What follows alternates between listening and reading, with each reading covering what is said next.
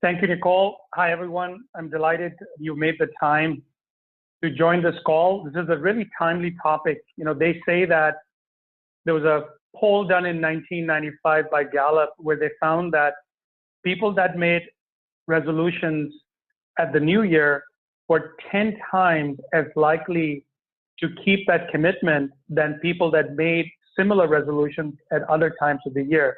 So pat yourself on the back for making this resolution, or hopefully resolutions coming from today at this time.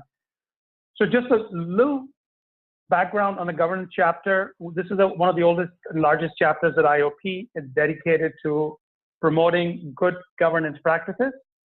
And so we do it through a number of mechanisms. One of them is by holding webinars.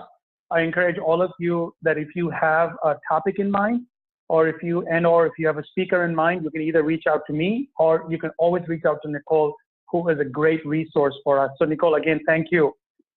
So let's move on to the topic of today. And before I do that, I also want to remind everybody, like as Nicole said, please make sure that you take the time to use the Q&A feature or the chat feature on your screen, and not only ask questions as the panelists go through this, but also make sure that you share your practices. If you have a great New Year resolution, a good practice that you do at the end of the year, the beginning of the year regarding governance, please feel free to share that. So I was talking to Alan Aronson and Joe Wroblowski at Warner Media, and they both suggested that this could be a great time to talk about what should be our New Year resolution for vendor governance. And let me first take a minute to talk about both Alan and Joe, and then we're going to jump on to this topic. So both Alan and Joe are currently at Warner Media, which used to be Time Warner. As you know, the company merged with AT&T. Both of them have a storied history in sourcing and governance. And as you can see, Alan is the head of relationship management right now. But before that, he was at Citi, Synapse, and AXA. I've known Alan for at least 10 years. Joe Wroblowski is currently as the head of vendor governance at Warner Media. Prior to that, he has done similar roles both on the provider side as well as on the client side. Alan and Joe, welcome to the webinar, and I'm going to turn it over to you. And as we go through it, I'll be asking you questions and making some comments. But please take it from here. Thanks, Atul. Thanks, Atul. And this is Joe. I'll start off, and what Alan and I are going to do is share a little bit of history, a little bit of process, and then some details. And as Atul said, you know, we actually welcome and encourage you to provide some details yourself, and we'll share that later on with the full group. So first, as background, you know, a few tidbits about New Year's resolutions. So there's some history here that these things go back, you know, like 4,000 years in terms of what people used to do. In fact, back in ancient Rome, people used to make promises to Janus, named for January, to make promises for the new year. And if any of you are mythology buffs, you'll know that the symbol for Janus is two faces, one looking in the past and one looking in the future, which is about the change. And nearly half of all Americans do this, right? And there's some other stats here about how many people actually attend or watch this on television every year for New Year's. The reason we share this is to say this is a great time to make changes and to start changes because people are expecting it, people are aware of this, and as Atul said earlier, people are more likely to be successful when they make resolutions at this time of the year. So good time to join and start talking about this topic. Next slide. So what we wanted to put together was a couple of reasons that people actually make resolutions and some common ones. So you'll see here, and you'll probably recognize some that either you have made or that you know other people may have made. What I'll suggest is when you look at this, there are a lot of things that are both on the start and the stop mode, such as start exercising or, you know, stop drinking, things like that. But there are also resolutions which are more on the continue side or do more of. And those are actually good resolutions to make sure that you have as well. So if you're already saving some money, but you want to save more, that's great. Or if you're already exercising 1 day a week, but you want to increase that to 2 days a week, that's also a very effective and appropriate resolution to go through when you're assessing things. On the right side of this slide, we actually are showing what people say are the three main reasons why they fail. And you can look at them there. Lack of a clear goal, you didn't track your progress, or you just forgot about it.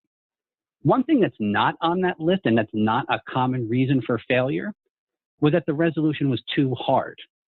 So I say that just as a reminder that a lot of times people put together good resolutions that they can do as long as they make sure to document it clearly, track it, and keep it as a focus area. So Joe, one of my good takeaways from this is this whole philosophy of start, stop, continue. I mean, I think it's a great way whenever you're reflecting on any goals or any practices to be able to use those three. What should I start doing that I didn't do? What should I stop doing that's not effective, not working? And what should I continue that's actually working? So I thank you for sharing that, because I think it's a great way to make progress. Awesome. And Atul, we agree. In fact, we're going to suggest, and you'll see on a later slide, that that's something you bring and discuss with your stakeholders, key clients, with your providers and other stakeholders, to get them to think along those three dimensions as well. Great. Next slide. So what Alan and I did here is we put together a mnemonic of 3 R's to try to help you go through to come up with what are the right set of resolutions for you, because each of our resolutions are going to be a little bit different. And the 3 R's that we put here are reflect, research, and reimagine. So first, reflect. And essentially what we're saying here is look back on what actually did happen over the past year. And there are a couple of ways to get that information. You can do your own self-assessment, but we encourage you to actually go out and interact with your direct clients to find out what they thought, and with your provider to see what they thought. Now, we put 2 things of how that could be done, either an interview or a survey. And here's what I've found from my experience. Surveys are good, and especially if it's a broad set and you're trying to get some initial data. However, a lot of people will either choose not to answer surveys, or will choose to keep or withhold certain information that they otherwise would have shared, because they don't want anything documented or traceable to them. And what I found is that if you really have some key stakeholders that are the most important, it might make sense to schedule 15 or 20 minutes to actually sit with them and have an interview. And that way, it can be behind closed doors, one-on-one, in a comfortable environment, because the goal is really to get the most insightful and truthful and honest feedback, which may not always happen through a survey. But again, I'd ask you to consider both of those, and maybe even use a combination depending on how wide and broad you're trying to seek people's opinions on what did happen in the prior year. The second step that we have listed there is research. Right, so sometimes there are things that you have to have happen in the coming year. And we suggest looking at a couple of things to make sure that you do that research properly. So the first one is go back into your contracts. And a lot of times there are spelt out obligations that need to be done that you need to take care of. And sometimes when people write contracts, they end up going into a drawer or a file, and people don't look at them all that frequently. It's a good practice to go back and review and research what's in there, just to make sure you understand what was contractually obligated, both from the partner's point of view, as well as from the client's point of view. The other 2 areas that we suggest looking at is internal policy requirements. You may have an internal policy requirement that says you need to pass out training information to all providers on an annual basis, or things along those lines. And you want to make sure that you're compliant with your own internal policies. And the third major area is really on any other audit items or follow-ups that you may have from other reviews that you need to make sure are taking place. Now, given all these 3 things for research, we do suggest that you take a few minutes to do the following. Look at those items and see whether they still make sense. Like, it's possible that certain policies internally or certain things in your contracts are there, but it doesn't make sense for you to continue doing them. So one thing that you can benefit from is by just documenting that you're no longer going to do it. And that way it's achieved, and the people in the future don't need to do it either. So that can be actually even part of a resolution, is to stop doing unnecessary activities. So as you're collecting the research of what you have to do, take a minute to evaluate whether it still makes sense to continue to do those things. Yeah, Joe, I think that is a really good reminder, because too often significant amount of attention gets paid to what else are we going to do, and not enough attention paid to things that don't make sense anymore. And then let's stop doing them. Let's take them off the list. Awesome. The third step we have on this page is really the reimagine. And that's the, what do you want to have happen? And again, we suggest using the start, stop, continue brainstorming method. So you include all those different dimensions. And in addition to just doing a self-assessment, work with those stakeholders. And that can be your direct clients as well as other stakeholders. We listed some out here, internal security or finance or legal or audit or things like that, to help come up with ideas of what would make things much better or easier. And the other thing, you could get ideas from advisors. So whether that's from IOP or if you have any other advisors that you're using internally, anything along those lines. And again, if you're going to be doing this with governance for providers, you should absolutely ask the providers about what they would want to have happen too. And then as you collect information, we suggest looking for common themes across all that input. Is it around cost? Is it around communication? Is it around risk reduction? Whatever those key topics might be, so you can start to formulate how you're going to take these resolutions and put them into specific action items. Joe and Alan, as you think about 2018, let's think about this page. And what is there any examples you could share, whether you got some feedback from a direct client, and I noticed you just mentioned, Joe, is ask the suppliers too, and I would encourage people to do that. And any specific examples you could use on what you heard back? Sure. In fact, I'll give you one on internal. We actually, as part of this, did a review with finance about how our billing was being done. And part of it was because we had changed some internal policies around days of collection and things like that.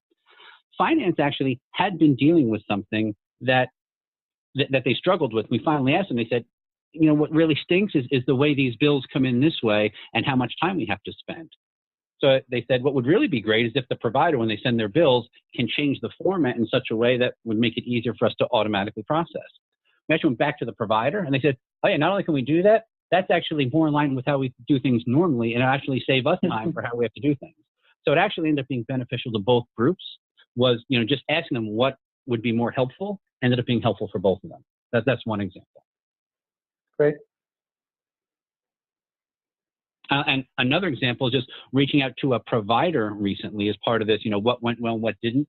They actually said, you know what we could really do a lot better with is giving you additional improvements for automation.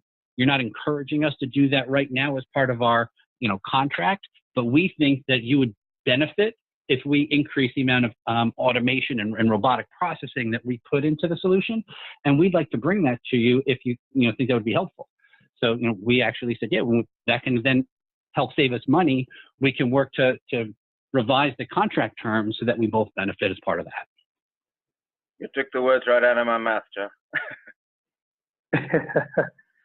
I was just thinking about a recent example with a client where, because of this discipline, looking back at data for the last 3 quarters and recognizing that in one particular area, in an infrastructure area, 60% of the tickets that were coming up were being sent out automatically because of the triggers they had in their system. So automatic triggers, automatic ticket creation. And upon reflection on those and research on those, they came to the recognition that a significant part of those were being kicked off as automatic tickets because the thresholds were wrong and no action was ever taken. So if you have a trigger service, a ticket being issued, but no action is ever taken, tells you that my triggers are wrong. So let's change the triggers so that volume doesn't get even created. And so, just reimagining the new targets and significantly changing their ticket count, but not having any impact on service. In fact, having the service provider now focus on lesser tickets and being more responsive. So really, good discipline of reflect, research, reimagine. Hey, Tool, this is Joe. You made me think of one other thing that was related, but I think can be valuable to others. Same type of scenario, but with metrics. There was a metric that when we looked at, when this goes red, what do you do? And the answer was nothing. And the answer was, well, even to the client and the provider, why are you tracking this metric and what do you do based on how it changed? And the answer was nothing. And if you have a metric in place that doesn't cause you to take action, remove that metric. You save the time on the tracking of it, and you get to refocus Yeah. on the things that are actually more important. Right. Yeah, I think one of the things you want to do at this time of the year, especially with regards to metrics, is which ones are still valid. You know, why do we have this metric, and is it providing us with the information that we really need and really want? Right. So, Alan, just to extend on that, one of the questions from our audience today is, how often do you revisit your KPIs? Are you suggesting that make this an annual process, or any other thoughts on that? I certainly think that this is the right time of the year to be re-looking at these things. A lot of us are using balanced scorecards. A lot of us are doing client surveys. As you're looking at the results of those surveys, and as you're looking at your balanced scorecards, take the time to take a look at the metrics that are coming out and see if they're still applicable. Are they applicable? Are they valid? Is it the right thing to be measuring now? What was the right thing to be measuring at the start of an engagement is not necessarily the right thing to be doing 3 years in. At that point in time, we have a certain level of maturity in the relationship. We should be measuring other things than the things that were very important to us up front, because we've probably got a handle on those things by now. So yeah, Right. as part of the reflection and looking back and looking forward, this is a great time for us to be taking a look at everything associated with the relationship, and asking yourself the question: Is it still needed? Is it? And this dovetails nicely into the next slide.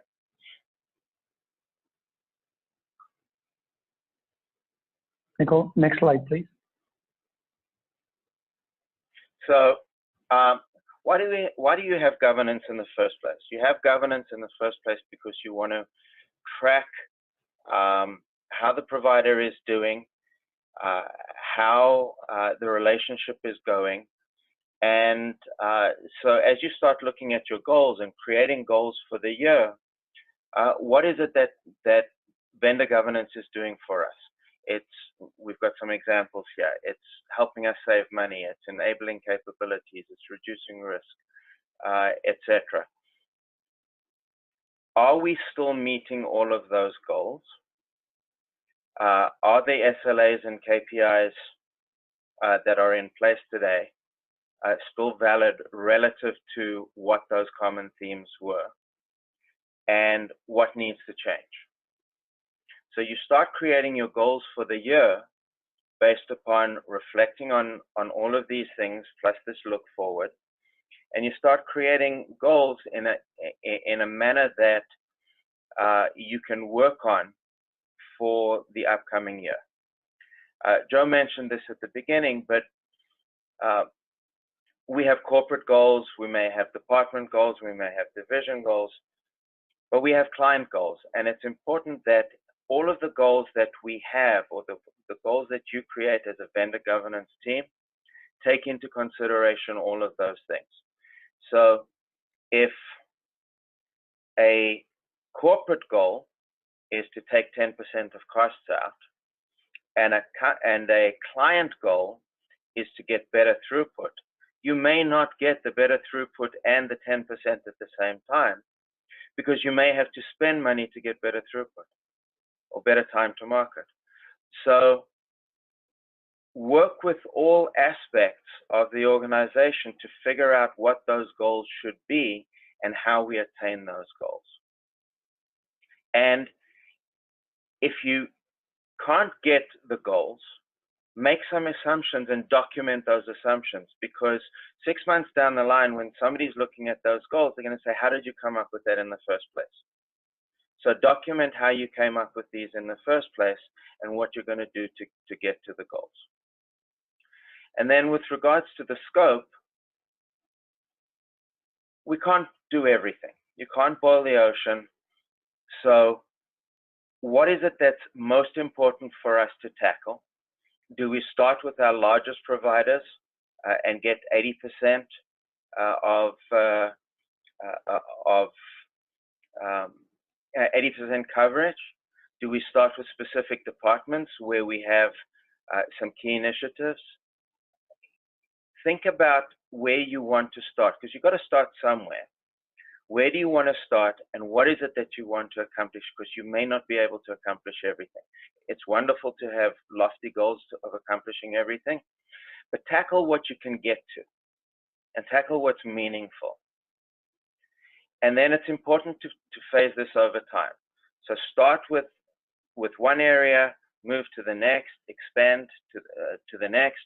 We gave some examples here of do it by provider or do it by region, but find a way to implement these things in a strategic but uniform manner. Next slide, please. Actually, Joe, can I just add, and Joe and Alan, I want to add something here and see if you want to comment on it. This is a practice, annual practice that I've seen at one of our healthcare insurance clients, that on top of having their typically they do one governance meeting every quarter, and often this kind of reflection happens on a quarterly basis for them. But again, the attention very much is focused on the performance of the supplier, their partner, on the scope of work that they're doing. But once a year, what they do is they have their top suppliers come in, and the charge that they give the suppliers, and I've been part of that for about 4 years in a row now, the charge that they give the suppliers is to present leading practices or leading solutions that the suppliers have that they are not using today. And so, you know, one of the things, as I was looking at your deck and talking to you guys, one of the things that stood out to me was that, you know, often in governance, we end up spending too much time and effort on just focused on what is it that the supplier is providing us and how we can get it, do it better, get it better, but not enough on what other innovations that the supplier has. And especially in today's world when so many new offerings are coming out in RPA, automation, AI, and others, that governance could be a good mechanism of learning about it, highlighting it, and then sharing within the company. Any thoughts, Joe, Alan, on that practice that, for example, this healthcare company is doing and the benefits that come out of that? Any thoughts on that? Yeah, I wholeheartedly agree with you, Atul. And in fact, one of the items in the list of resolutions is exactly that. We went to a couple of our providers a few years ago in the infrastructure space, and we said to them, look, you guys have been supporting us for a number of years now. You know where all the skeletons are hidden, and you know what we do well and you know what we don't do well. How do we do it better? This is not a question of I want you to do X. It's how do I do it better? And we got some interesting suggestions, and sometimes we're not smart enough to take advantage of those suggestions, or we're not ready to take advantage of the suggestions. But we got some interesting suggestions from them. And what's interesting is, even though we may not have acted upon them immediately, as our relationships with those providers have matured, some of the suggestions that they gave to us a year or two ago, we're now putting into place. Mm-hmm. So we may not have been ready, or we may not have thought it was the right thing at the time, but eventually we've come around to doing some of those things because we've realized that there are different and better ways of doing things. So yes, it's absolutely valuable. The one thing that I always say to our providers, especially if they have a number of other customers in the same space as us, is, and we're in media entertainment, so what is it that you do for Disney? What is it that you do for Paramount and Sony? And why aren't you doing it for me? Right. So I think good discipline. Yeah, good discipline to make sure. Very valuable to do that. And Atul, this is Joe. Can I add one additional twist to that? I would suggest not doing that with your existing providers, but in an area that's very important to you, ask one of their competitors who may not be your provider right now. Because if you ask your provider, you may learn something, but if you go ask someone else who actually may be more cutting edge, you may learn something and then realize that you may be at a point in time where you want to bring in a competitor for some of the activity. So it's always good to keep not only your pulse on what the provider can do, but what the industry can do. Yeah. No, I think, Joe, that's a great idea. And I know you made a suggestion early on that on top of that, you said ask advisors. I think advisory companies like ours are always open to sharing, because we know part of the benefit or part of our give back to this community of this industry is to share practices, because that's what keeps it healthy. So absolutely great idea. Learn from competitors, suppliers, the competitors of your suppliers, but also, advisors and industry associations like IOP are great place. The thing that I want to add to that is just make sure you make it a discipline. Pick a time of the year. I think the end of the year is a great time. Pick a discipline where you make it a practice of doing it, so it doesn't happen by chance. It happens by discipline. Agree. So on the current slide, we've given you a bunch of examples. It's a fairly comprehensive list, but it's not obviously an exhaustive list, and you need to tailor these to your own accord. But here's a fairly extensive list of resolutions. I'm going to highlight just a handful of them. We spoke a little bit earlier about updating contract language, but this is a good time to look at key contacts. What has changed in the industry? GDPR is a perfect example. Most contracts were written before GDPR was implemented. So how do you have to change your contracts to deal with something like that? Information security requirements are changing on a daily basis. What is it that we have to do in our contracts to update the strength of the information security components of those contracts? Share company goals and policies with providers. We've got your gift and travel policies. So if your policies have changed over the years, if your travel policies have changed, if your gift policies have changed, you need to notify the providers of those. Update your provider org structure. We know that people move within our organizations. They also move within the provider organizations. Providers do reorgs as much as we do reorgs. So do we have all the latest information about the provider? We had a situation last year where one of the provider's senior management changes were made. Those never trickled down to us. And so when we had a crisis and we needed to reach out to a more senior person, we didn't know who to go to. So this is a good time for you to go through and make sure that you have all of that information up to date. We spoke earlier about asking a provider for 3 recommendations on how you can improve or how they can improve. I think that's a wonderful one to do. The communication plan and schedule relationship meetings. Create your calendar for 2019. Create your calendar in advance. If you're having quarterly reviews, set them up. If you have an annual executive review, which many companies have, where the senior leaders of the organization get together with the senior leaders from your provider, schedule that.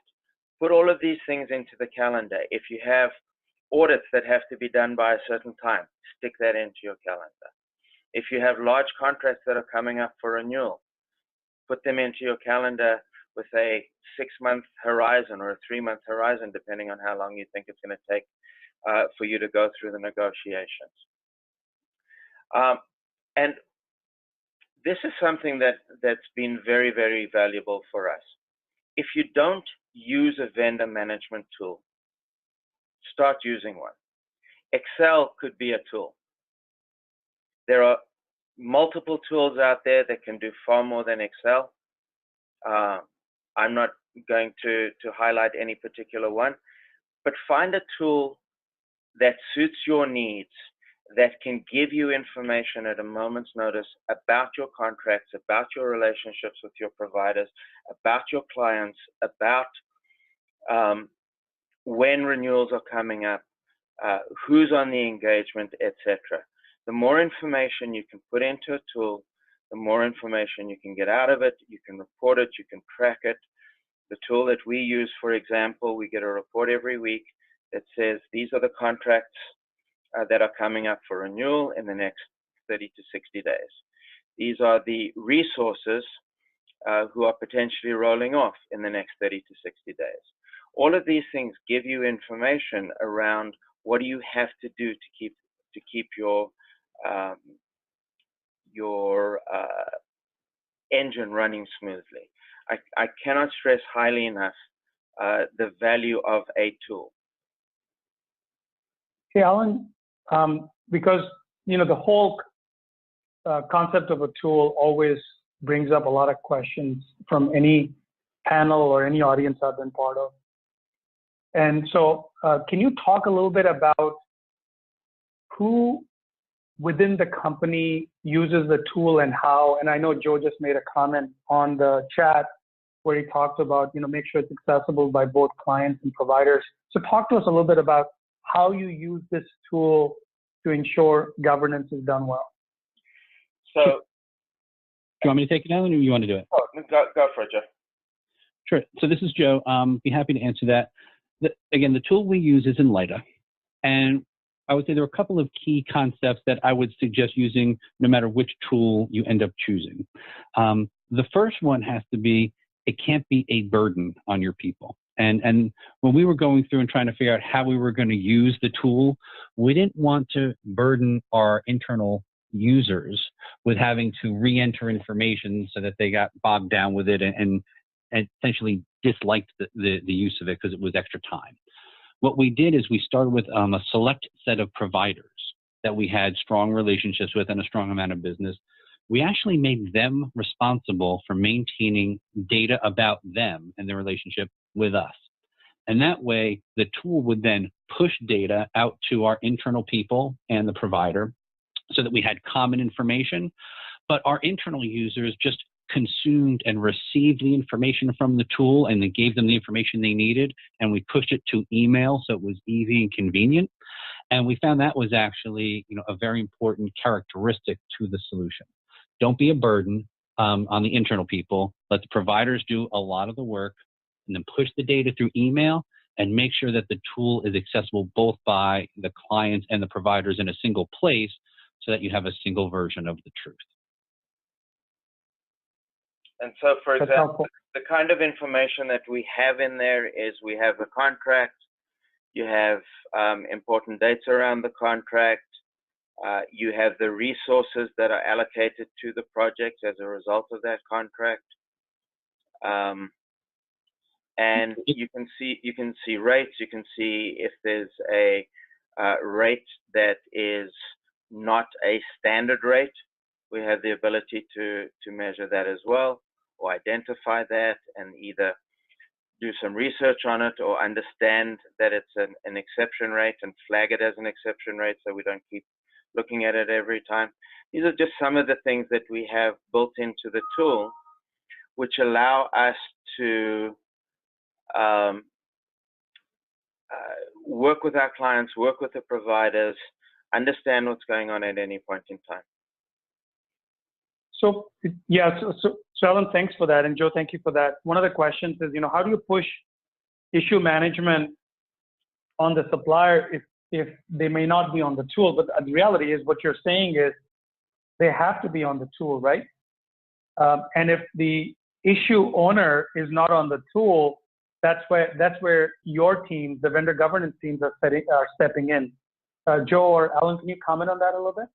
Yeah, that's absolutely correct. A key thing here, and so the tool we use is Enlita. It's a SaaS-based tool which allows the providers or clients to log into the tool from anywhere.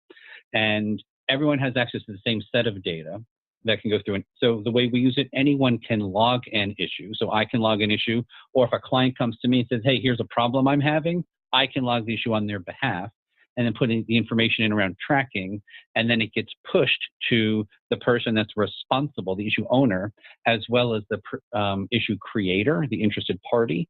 So they get an update on, is it coming due? Has someone changed the status? How many open issues there are, when they're coming due, things like that. So yeah, again, the key is that both providers and clients need access to the tool, and that the information from that tool can be pushed to them. they can still always go into the tool and log in and get details and make updates, etc.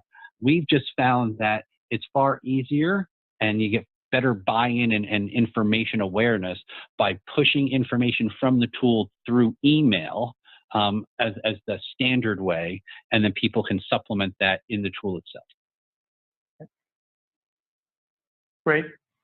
So, Joe and Alan, related question, but not really with the tool, but in terms of engaging different vendors. One of the questions is about when you have a project or a program where there may be multiple providers engaged on it, have you helped the vendors integrate? Because they may have different levels of effort, different practices, and so there may be misunderstanding of how they actually come together on the project.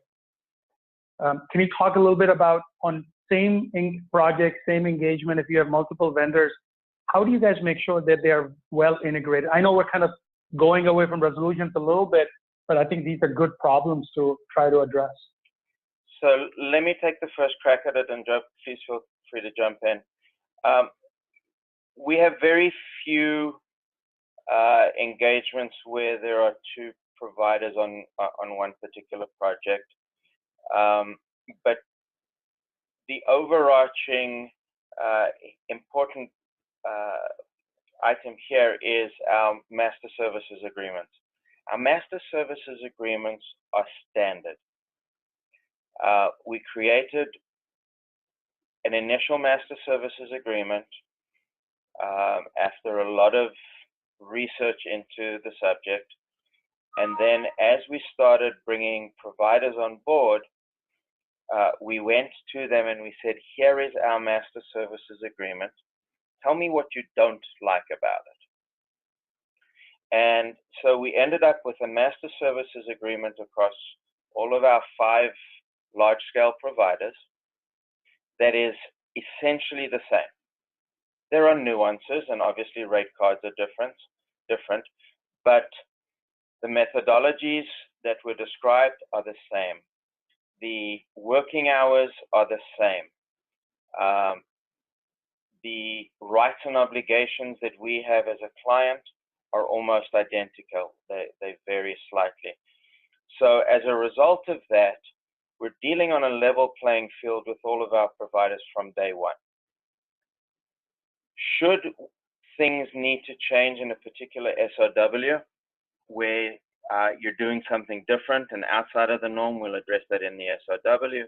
Should there be a situation where we have 2 providers working on a particular project, we'll iron those things out in advance. But the key element here is I can do comparisons, and we can run comparison reports from provider A to provider B for either our clients or senior management, because the fundamental relationships between each of these 5 large-scale providers is identical. Mm-hmm. And this is Joe. I just add one quick thing. I think it's a very fair question. Ask this about 2 different providers. I say you have the potential for the issue even with 1 provider and your company, because your company and the provider need to align on scale and timing and methodology. So I say that the practice that one needs to manage the process with 1 provider and the company is the same, even if you have multiple providers. And it's really a communication and basic project planning type of activity. And as we were saying before, making sure you have the right metrics and checkpoints that you're going to use to manage the project. Yeah, just to add to that, by the way, so those are good suggestions for all of us to keep in mind, and these are great practices that pay off. One other thing I would add is, an example of a recent consumer product goods company that in their infrastructure services actually has 2 providers, and to ensure that the transition went well and the move to significant automation went well, the approach we took was create tremendous transparency in terms of the project plan, in terms of the deliverables and what the metrics were, and basically frequent sprints, frequent meetings to review all this. And so that way, even if things were going offline, you would actually catch them very early, very quickly. And then finally, but more importantly, making sure that the tool sets that they are working on were the same. So that, that way they have similar practices as they're approaching it. And then of course, making transparency or ensuring transparency really helps. Joe Allen, back to you. I know we have a couple of the slides to go through. And then again, to the audience, please, like the questions that are being asked, please ask questions, but also feel free to share any good practices that you have, whether they're resolutions oriented or whether they are focused around overall governance. Happy to take those questions and comments. So we have a couple of tips for success here as well, which I think we've started to talk about. And the first one is around the tool. Another key one here is just around document and publish your resolutions and ask others to help keep you accountable. It's kind of like getting a buddy to help you exercise. You're more likely to go exercise with someone else than you are by yourself. So that's a good practice to put in place. Also, get internal assistance. So remember how we suggested earlier, reaching out to others such as security and finance and legal for their thoughts? Reach out to them for their help too, such as, hey, legal, we need to do something to streamline the contracts. Can you help do that? Or, hey, finance, we want to make sure that we get better processing of our invoices. Can you help us put the change together? Whatever that might be. We talked about getting external assistance too. SMART goals. We've all heard about them. Here's an example. People are much more successful to stay with resolutions if they say, I'm going to lose £1 a week for 8 weeks, than if they say, I'm going to lose weight.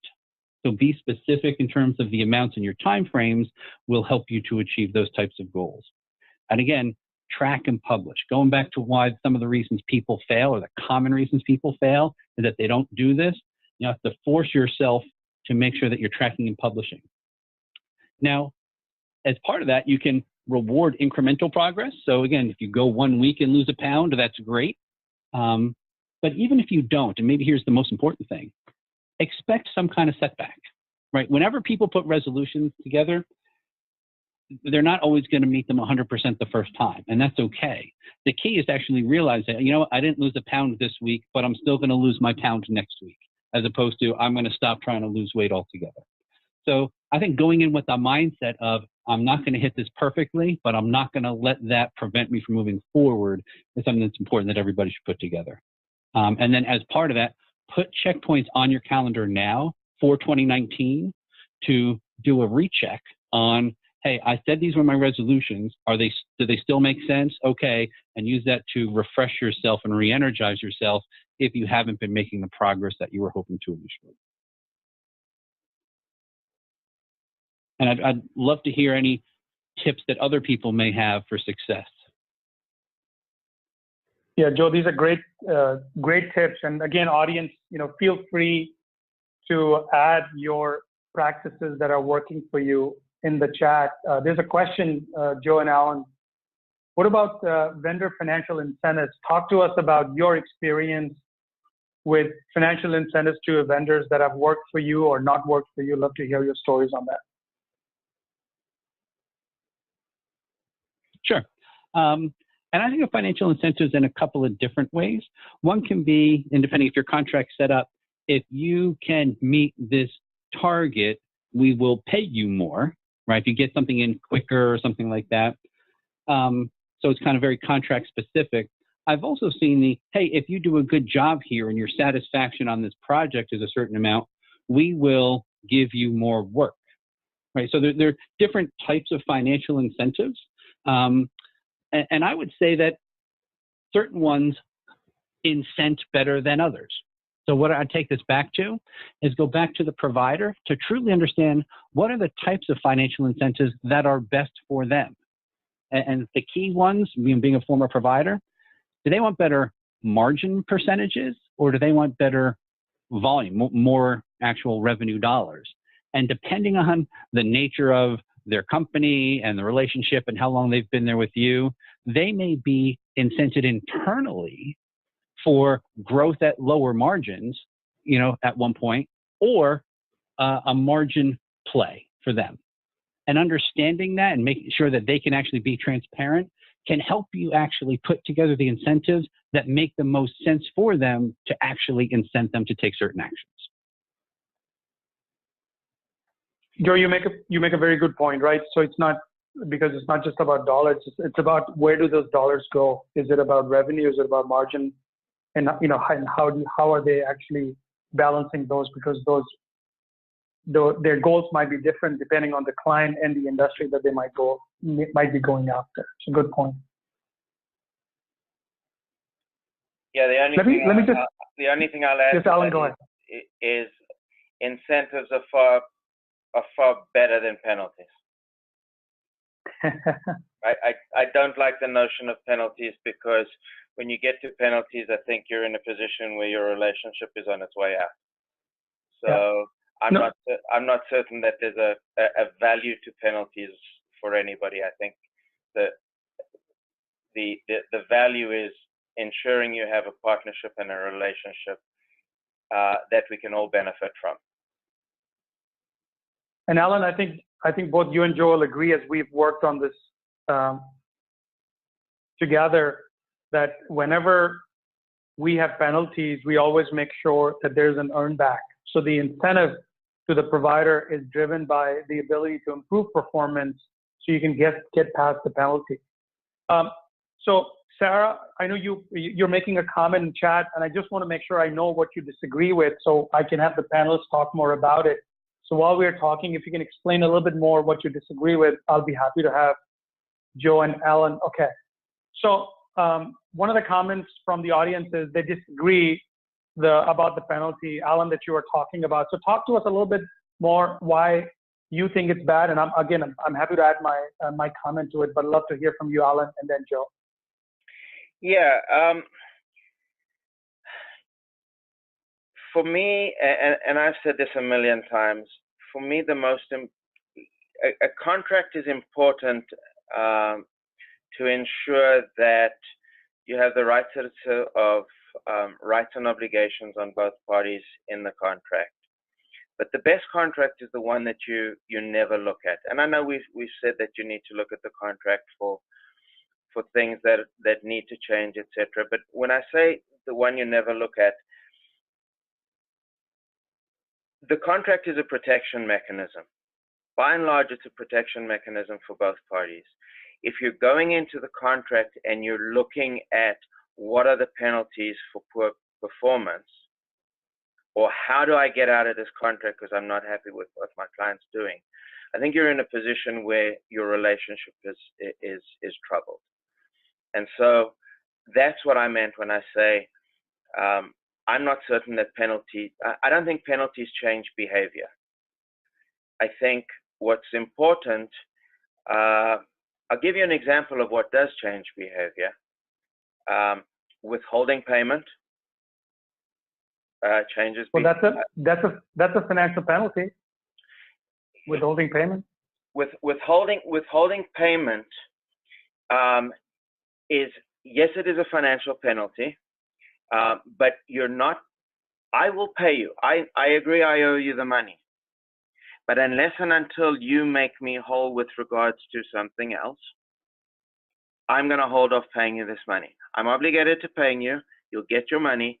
You may not get it today. As opposed to, I'm going to pay you 10% less because you missed your SLA.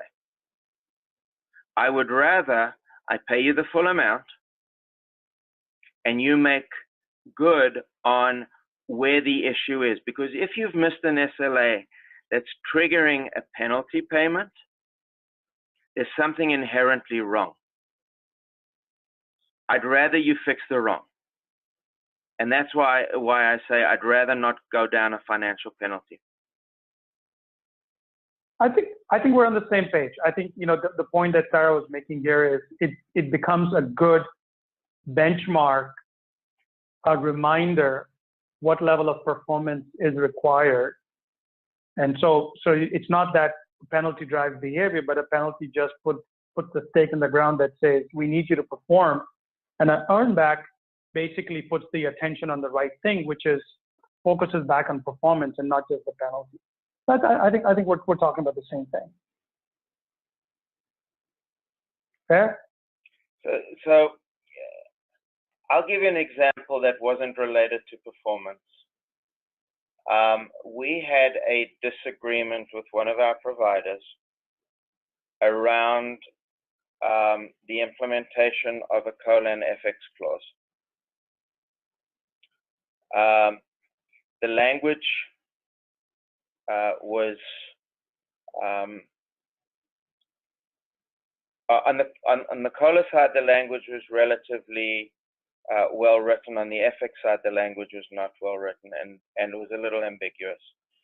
And the provider exercised the clause as was their right, and they miscalculated the FX impact. When we noticed that they had miscalculated it, we did some deep diving into the contract, and we discovered that there was this ambiguity or perceived ambiguity. For some of us, there was no ambiguity whatsoever. For others, there was some ambiguity around the language. And no matter what, the provider actually owed us money because they hadn't implemented an FX change when they should have. And we disagreed on the calculation. We were at a point where the relationship was not going particularly well in general, and this was just one more item fueling the fire. Mm-hmm. We went back to them and said, unless and until you can resolve this one, your entire relationship and your entire presence in this organization is being threatened. And they went back and they looked at it and they said, you're right, we should have implemented this last year. Had we implemented it last year, this would have been the change. We still disagreed on the calculation, and we were off by a significant amount of money. But they recognized that there was sufficient ambiguity in the language, and so they came back with a proposal that not only fixed the situation, but also ultimately fixed the relationship, because they showed they were willing to recognize that it was their behavior that was causing the problem. Mm-hmm. And as a result, the relationship is now stronger than it ever was. And so we withheld the payments based upon the fact that the calculation was incorrect.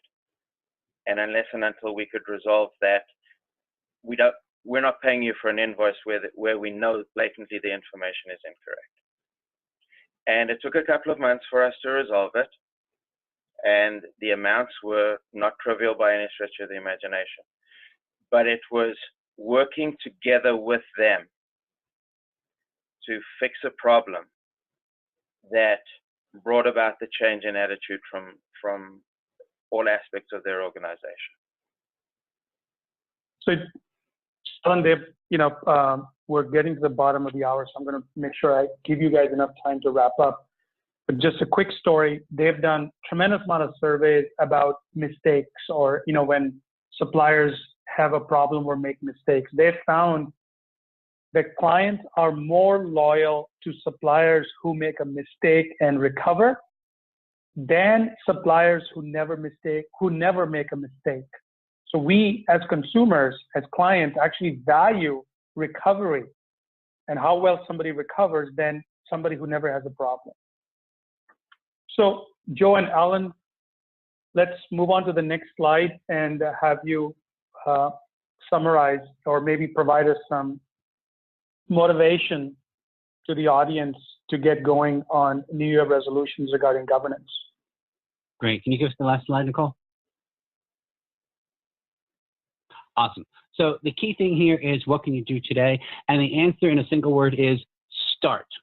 Starting is always the toughest part, whether that's the first time you go to the gym or the first time you eat a salad for lunch or whatever it is, it's to start. So here's what we suggest. A couple ways you can do that. Pick a provider, pick a metric, pick a department, whatever it is, and reach out and say, you know what? I'm going to start doing this and I'm going to do it, today. And I'd like you to be my first person. Ask for help. Tell your provider that you're going to do that and you want them to help contribute. But what I would suggest is, in the next 3 minutes, if you haven't already, or before the end of the day, write an email to someone, call someone, contact someone today to start and say, here's what I want to do as part of my New Year's resolution, and please help keep me accountable, and I'd like you to join this journey with me. That's the best way to start, but pick what works for you and do something today.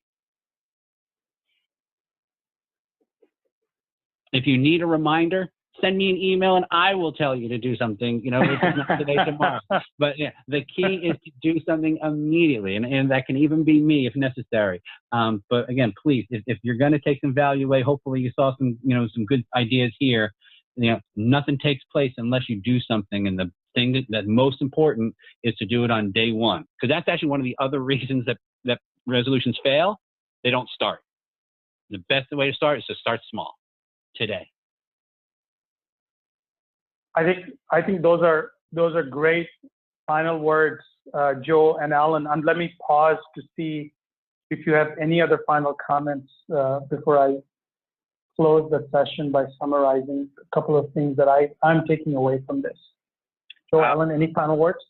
Yeah, my only final words are to anybody participating, please feel free to reach out to Joe and or myself via LinkedIn. If you have any further questions or you want to discuss this topic any further, we're both more than happy to engage in further discussion. And Atul and IOP, thank you very much. But Joe and Alan, thank you so much for making time and sharing your thinking. I have seen you both work at not just where you are today at Warner Media, but also a part of IOP. And I'm delighted that you were able to share your personal experience. Some of my key takeaways, if I were to summarize is number one, you said, I think there's a tremendous amount of thought here around outcome thinking. The second was about discipline. The third was about inclusion. And the final thing was about this continual learning and acting. So thank you again for making time and sharing your expertise. And to all our audience, please engage with the chapter, ask us questions, provide us ideas, and most importantly, thanks for making time today. Happy holidays, everybody. Thank you. Thank you, everyone, for joining. Bye-bye.